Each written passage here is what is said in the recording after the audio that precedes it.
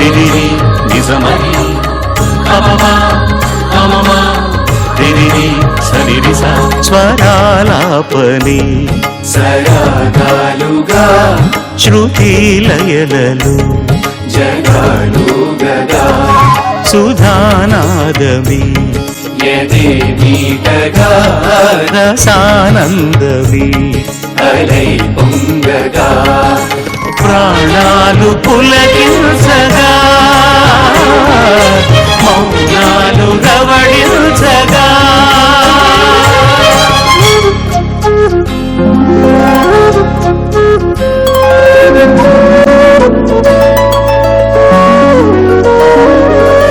పాడుతా తీయగా చల్లగా పాడుతా తీయగా చల్లగా హిమబిందు దాతల్లి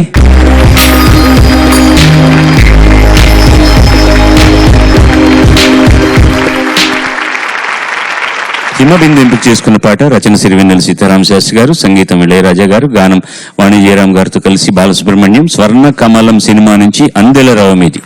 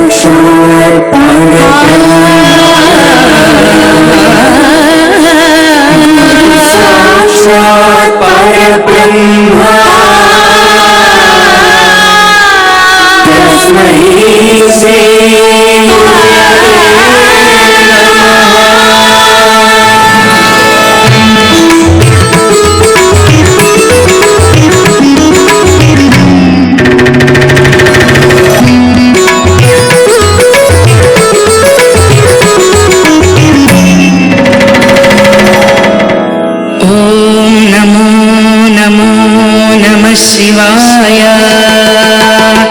मंगलप्रदाय गोतुरंगते नमः शिवाय गंगया तरंगितोत्तमांगते नमः शिवाय ओम नमो नमो नमः शिवाय शूलिने नमो नमः कपालिने नमः शिवाय पालिने विरंचि तुंडमालिने नमः शिवाय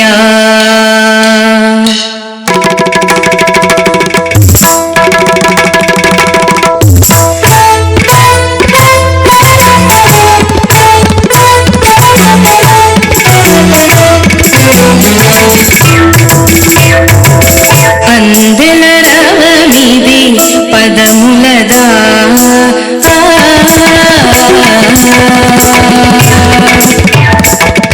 అందెల రవమిది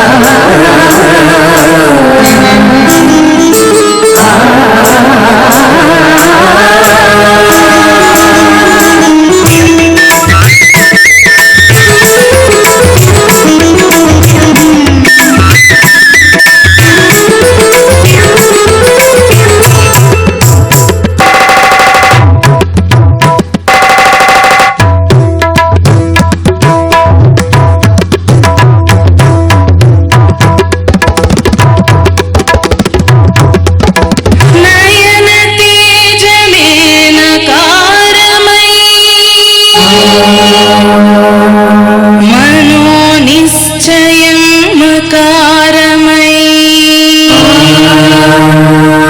శ్వాస చలనమే శిఖారమై వాంఛితార్థమే వకారమై యోచన సకలము యకారమై నాదం నకారం మంత్రం మకారం స్తోత్రం శిఖారం వేదం వకారం యజ్ఞం యకారం ఓం నమః శివాయ భావమే భౌనకు భాగ్యము కాగా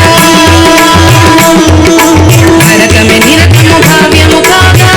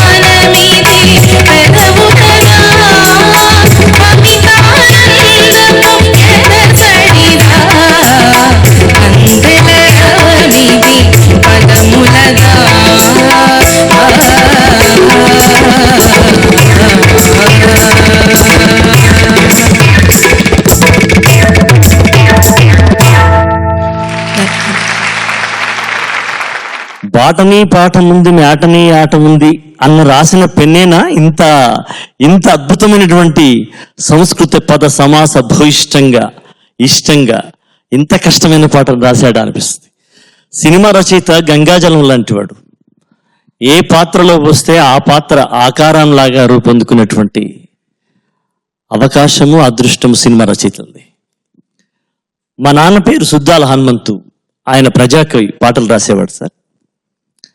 మా నాన్నను ఒకసారి నేను పల్లవి ఎలా ఉండాలి నాన్న అని అడిగితే చాలా చిన్నప్పుడు పల్లవి ఎప్పుడు గెరిల్లా ముట్టడిచ్చినట్టుగా ఉండాలి అనేవాడు సార్.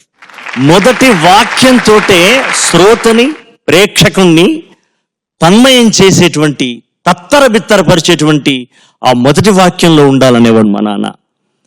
ఇవాళ అందెల రవ మీది పదములదా అంతే, అందెల చప్పుడు పదములది, మరి కాదనేది ఏముంది. కానీ అక్కడ మెలికేస్తాడు, అంబరం అంటిన హృదయముదా, హృదయందే ఈ చప్పుడు కానీ పదములది కాదంటాడు. అసలు నిజంగా వచ్చేది పదములదే, గజ్జల చప్పుడే జరుగుతుంది కానీ అది గుండె చప్పుడు అంటాడు. మొత్తం దీన్ని పర్ఫెక్ట్ గా చెప్పాలంటే పల్లవితోనే గెరిల్లా దాడి చేసినట్టుగా మనల్ని పట్టేస్తాడు Sirivennela Seetharama Sastry. Hats off to him. సూదిలాగా ఉంటాడు సీతారామ శాస్త్రి గారు, కానీ సన్నివేశంలో సందు దొరికితే సునామీలాగా మారిపోయి తన దానిగా ఆక్రమించేసినటువంటి ఒక అద్భుతమైనటువంటి అమృత సిరా వెన్నెల సీతారామ శాస్త్రి గారి గురించి చెప్పే అవకాశం దొరికినందుకు ఆనందిస్తూ, నీ పాట నాకు చాలా చెవికి చాలా ఆనందంగా ఉంది. Your best performance till date. నేను హర్షవర్షమేఘమై నేను విసురువాయువేగమై ఒకే ఒక చోట బ్రతుకు ప్రణవమే ఎలాగా సాగిన సాధన సార్థక మందగ యోగ బలముగా యాగ ఫలముగా బ్రతుకు ప్రణవమై. అది ఒక్కటే స్లైట్లీ ఫ్లాట్. బ్రతుకు ప్రణవమై మోగు కదా, బ్రతుకు బ్రతుకు ప్రణవమై. ఇప్పుడు పాడితే వస్తుంది మళ్ళీ ఫ్లోలో. ఎక్కడ ఇబ్బంది పడ్డావని చెప్తున్నాను అంతే, అది నీకు తెలియని విషయం అని కాదు. అండ్ భవునకు అనేది భవునకు అని పాడుతున్నాను, భవు కాదు అది, భవునకు అని విడిగా చెప్పాలి. అది శివుడికే మరొక పేరు భవునకు అని, భవునకు అది, నాట్ భవునకు. ఓకే. సాగిన సాధన సార్థక మందగా యోగ బలముగా యాగ ఫలముగా బ్రతుకు ప్రణవమై మ్రోగు కదా. చాలా తెలివైన వాడు సీతారాముడు. ఏంటంటే విశ్వనాథ్ గారు బాగా శివారాధన చేసే వ్యక్తి అని తెలుసు. ఎక్కడ సందు దొరికితే శివుడి గురించి మాత్రం వదిలిపెట్టకుండా రాసేస్తాడు వాడు. వాడికి అది ఆ ఫార్ములా బాగా పట్టుకున్నాడు. అంటే మా అన్నయ్య అంత మాత్రం చేత దాన్ని ఓకే చేస్తాడని కాదు, ఆయనకి ఇష్టదైవతం శివుడు కాబట్టి ఎక్కువగా గమనించు. సుందరరామూర్తి రాసిన, సీతారామ శాస్త్రి రాసిన ఆయనకు రాస్తున్నప్పుడు శివుడి ప్రసక్తి వస్తుంది. ఇక్కడ రావడంలో న్యాయం, ఎందుకంటే నృత్యానికి సంబంధించింది కాబట్టి నటరాజు నృత్యం చేస్తున్నాడు అమ్మవారితో కలిసి అన్నది వస్తుంది కాబట్టి వచ్చింది. నాదం నకారం మంత్రం మకారం స్తోత్రం శికారం వేదం వకారం. యు సీ, వేదం వకారం ఆయుష్మాన్ భవః. వేదం ఎలా ఉండాలో పర్ఫెక్ట్ గా మ్యాచ్ చేసాడు అక్కడ. దట్ ఈస్ ది బ్యూటీ, అది సెన్స్. ఒక పాట కంపోజ్ చేయాలంటే ఎన్ని విషయాలు తెలియాలి, ఒక పాట రాయాలంటే ఎంత ప్రపంచ జ్ఞానం కావాలి అనడానికి ఇలాంటి పాటలన్నీ కూడా మనకు ఉదాహరణలుగా ఉంటాయి. అసలు ఆ నయన తేజమే దగ్గర నుంచి నేను వాడి పాట నేర్పిస్తున్నప్పుడు జస్ట్ విస్ఫారితమైన కన్నులతో ఇలా చూస్తున్నాను అనమాట.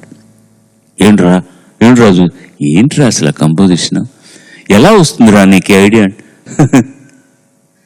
ఇలా అంటాడు. ఏమో నాకేం తెలుసు అన్నట్టు ఇలా నాదం నకారం మంత్రం వకారం స్తోత్రం శికారం వేదం వకారం యజ్ఞం యకారం ఓం నమః శివాయ. అలాంటి గొప్ప వ్యక్తుల కలయికలో వచ్చిన మంచి పాటను చాలా చక్కగా పాడావమ్మా నువ్వు. Very nicely done.